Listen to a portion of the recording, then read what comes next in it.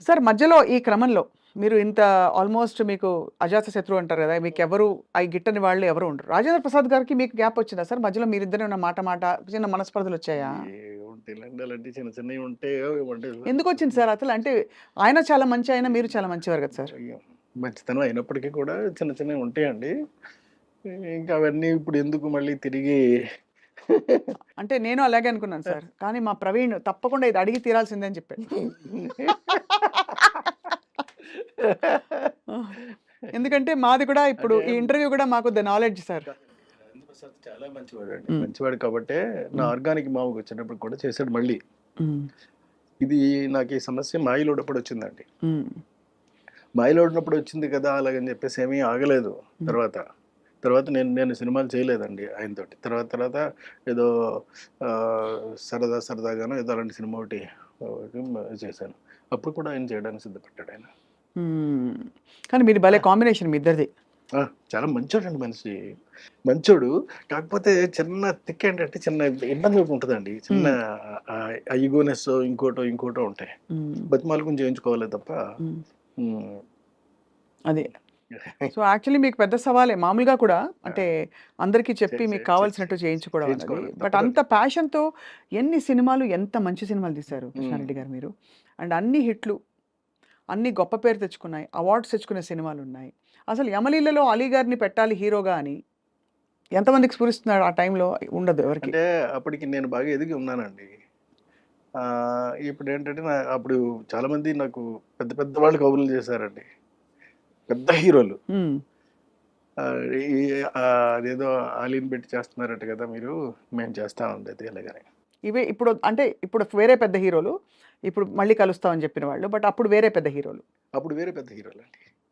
కానీ చెప్పారా మీకు అలీ ఆ! గారిని కాదు నేను జాయిన్ చేస్తా అని? చేస్తామని చెప్పారండి. హ్మ్. చెప్పినా సరే నేను అలా కాదు అది ఆలీ అయితేనే పండుతది ఆ సినిమా హ్మ్. అని. అంటే సరే మీ ఇష్టం మీది అని చెప్పారు. హ్మ్. అక్కడికి సౌందర్య కూడా చెయ్యను అని చెప్పిందండి. హ్మ్. చేయనని చెప్పిందండి. నేను నేను అలీ అంటే అలీ అంటే గారి అడ్వాన్స్ తీసుకున్న తర్వాత చేయనని కూడా చెప్పేసిందండి. సినిమా చేయను. 15 రోజులు టైం ఉందండి. నేను హ్మ్. చేయను అలాగని. చేయకపోతే మానేయమ్మా. ఆ! ఎందుకు చేయవో నేను తెలుసుకోవాలి మరి. ఎందుకంటే 15 రోజుల్లో ఉంది గదా! మరి. అడిగితే లేదండి పెద్ద పెద్ద హీరోలందరూ కూడా ఇలాగా ఆలీ పక్కన చేస్తున్నామేమిటా అని చెప్పి హ్మ్. కొంచెం హెసిటేట్ చేస్తున్నారండి అని చెప్పింది. హ్మ్. సరే పాపం సర్లే తప్పేముందమ్మా. నీ నీ నీ భవిష్యత్తు నువ్వు ఆలోచించుకోవాల్సిన అవసరం మాత్రం డెఫినిట్‌గా ఉంది. హ్మ్. నువ్వు ఆలోచించుకో ఏం ఇబ్బంది లేదు. నేను వేరే హీరోయిన్ పెట్టేసుకుంటానులే అని చెప్పి వెళ్ళి 'ఇంద్రజని' ఫైనలైజ్ చేశానండి. ఏంటి సార్? 'ఇంద్రజని' ఆ! ఇంద్రజ గారు. ఆ! ఆ! 'ఇంద్రజని' ఫైనలైజ్ చేసి అప్పుడేదో చిన్న బేబీ లైట్‌లా ఉంటే ఆ లైట్ వేయండి అని చెప్పని ఏదో షూటింగ్‌లో ఉందండి 'ఇంద్రజ.' ఆ లైట్ వేస్తే చూసి ఆ అమ్మాయి బావుంది. ఓకే. అని చెప్పారు. అంటే నేను నేను ఆలోచించాల్సిన ఫేస్ వరకే కదా! హ్మ్. నేనేమి ఇంకేమి అంటే ఇంకేమి స్ట్రక్చర్‌లు మీకు చూసి ఇయన్నీ చూడవలసిన అవసరం నాకు లేదు. ఎప్పుడు నే ఎప్పుడు అసలు మీరొక అది అంటే కన్సిడర్ చేయలేదా సార్? ఫిగర్ ఎలా ఉంది? అసలు ఎప్పుడు ఎప్పుడు? ఫిగర్ గురించి నేను పట్టించుకోనండి. ఫేస్ మాత్రం పట్టించుకుంటాను. హ్మ్. చాలా ఎక్కువ పట్టించుకుంటానండి. ఎంత హ్మ్. ఎలాగంటే నేను బాగా అంటే బాగా డీపర్‌గా వెళ్ళిపోతానండి. అంత పర్ఫెక్షన్ వస్తదా రాదా? ఎక్స్‌ప్రెషన్ అంటే కళ్ళతోటి చెప్పేది ఉంటదండి. ఆహ్, హ్మ్. చిక్స్‌తో చెప్పేది ఉంటదండి. నవ్వుతో చెప్పేది ఉంటదండి. హ్మ్. ఇట్లా రకరకాలుగా ఉంటాయండి. హ్మ్. నొసలుతో చెప్పేది ఉంటదండి. హ్మ్. ఇవన్నీ పలుకుతాయా? పలకవా? అని మాత్రం చెక్ చేసుకుంటానండి. హ్మ్. చేసుకున్న తర్వాతే నేను ఓకే చేస్తానండి. హ్మ్. సో, అలా ఇంద్రజ గారిని ఆ! హ్మ్. అంటే కాకపోతే మరీ కొంచెం ఇలా లావుగాను ఇలా ఉంటే ఇప్పుడున్నటువంటి టర్మ్స్‌కి కరెక్ట్ కాదు కాబట్టి కాస్త స్లిమ్‌గా కాస్త బాగా ఓకే. ఎలా ఉన్నా. బట్ ఫేస్ మాత్రం చాలా ఎక్స్‌ప్రెసివ్‌గా ఎక్స్‌ప్రెసివ్‌గా ఉండాలండి. మళ్ళీ గుడ్‌గా ఉందా? బ్యాడ్‌గా ఉందని కూడా నేను చూడనండి. హ్మ్. ఎక్స్‌ప్రెసివ్‌గా ఉండాలది. అంటే చెప్తా ఉంటే చాలండి చిన్న చిన్న అంటే ఇప్పుడు చూడండి ఇప్పుడు మీతో మాట్లాడుతున్నాను నేను. మాట్లాడుతూనే చిన్న చిన్న ఎక్స్‌ప్రెషన్స్ మీకు పలుకుతా ఉంటాయి. అవును. అలా పలకాలండి. హ్మ్. Great sir. చాలా బావుంది. అయితే మీరు ఇంద్రజ గారిని తీసుకొచ్చినాక మళ్ళీ ఎలా ఇంద్రజ గారిని తీసుకొచ్చిన తర్వాత ఆహ్, హ్మ్. మళ్ళీ తర్వాత 'మాయలోడి' సినిమా కంప్లీట్ అయిపోయిందండి. అది తర్వాత 'యమలీల' సినిమా కంప్లీట్ అయిపోయింది. అయిపోయిన తర్వాత 'శుభలగ్నం' సినిమాకి వచ్చినప్పుడు సౌందర్య ఫోన్ చేసి, "సార్ నేను ఒక చిన్న తప్పు చేశాను. నన్ను రెక్టిఫై చేసుకునే ఛాన్స్ కోసం నేను చూస్తున్నాను సార్, మీరు అవకాశం ఇస్తే. అదేంటమ్మా అంత మాట అన్నావు నువ్వు? అదేంటి నీ సొంత అన్నయ్య లాంటి వాడు నేను, చెప్పమ్మా నీకు ఏం కావాలో చెప్పు అంటే, లేదండి మీ సినిమాలో నేను కనీసం నిలబడినా సరే సరిపోద్ది, సౌందర్యం ఉంది అనేటటువంటి చిన్న పదం వినిపిస్తే చాలు నాకు.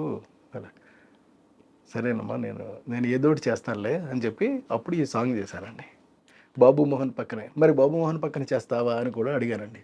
ఎస్ 100% చేస్తాను, ఎవరైనా నాకు అనవసరం అండి, మీ సినిమా అయితే చాలు నేను చేస్తాను అంతే అందంతే చేసింది. ఎలా వచ్చి ఉంటుంది ఆవిడకి రియలైజేషన్? అంటే ముందు వద్దనుకున్నప్పుడు అప్పుడు ఏంటంటే, అప్పుడు తన మెదడులోనో మనసులోనో మొత్తం మీద ఈ బయట నుంచినటువంటి చెప్పిన మాటలన్నీ కూడా బాగా ఎక్కాయి. అంటే పెద్ద పెద్ద పెద్ద పెద్ద హీరోలు ఉంటేనే కానీ చేస్తే చిన్న హీరో మరీ జాలీ లాంటి చిన్న హీరో మీద చేయటం ఏంటి అలాగని కోట కూడా మానేశాడండి. అయ్యో, మానేస్తే చేయలేనంటే అప్పుడు కోట బదులు భరణిని పెట్టాను నేను. అందుకనే మీకు అప్పటి నుంచి కూడా నాకున్న అనుభవంతో అండి నేను చెప్తున్న మాట ఏంటంటే, క్యారెక్టర్ కన్నా చిన్న హీరోని పెట్టుకుంటే, చిన్న ఆర్టిస్ట్ని పెట్టుకుంటే ఎప్పుడు మీకు నో చెప్పే ప్రసక్తి ఉండదండి. మనం ఏమైతే అనుకుంటున్నామో అది ఎగ్జాక్ట్గా తీసుకురాగలుగుతాము.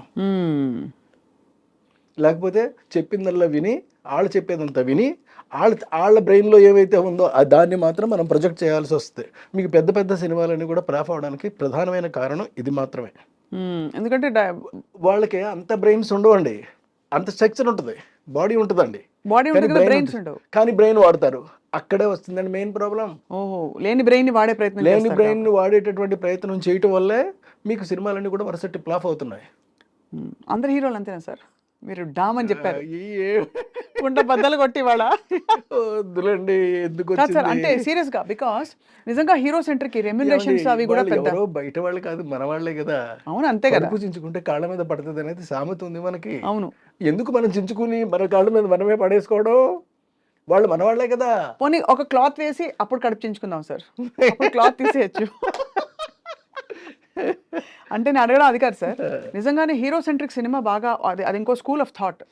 అంటే హీరో కోసం డైలాగులు, ప్లానింగ్, స్క్రీన్ ప్లే ప్లాన్ చేయడం, అది ఇది అలా ఆ స్కూల్ ఆఫ్ డైరెక్టర్స్ కూడా చాలా మంది ఉన్నారు. వాళ్ళు కూడా సక్సెస్ఫుల్ గా రన్ అవుతున్న వాళ్ళు ఉన్నారు తప్పకుండా. అవును కదా సార్, అంతే కదా. కథే ఇదిగా పెట్టుకున్న వాళ్ళందరూ కూడా కథ మీద రన్ అవుతారు సార్. సినిమా మీద, సినిమాకి దానికి సంబంధించినటువంటి అనువుగా హీరో మంచి అన్న చేయొచ్చు, చెడు కూడా చేయొచ్చు అండి. ఏదైనా చేసినా సినిమా హిట్ అవ్వడానికి ఏం కావాలో అది మాత్రం కోరుకుంటారు.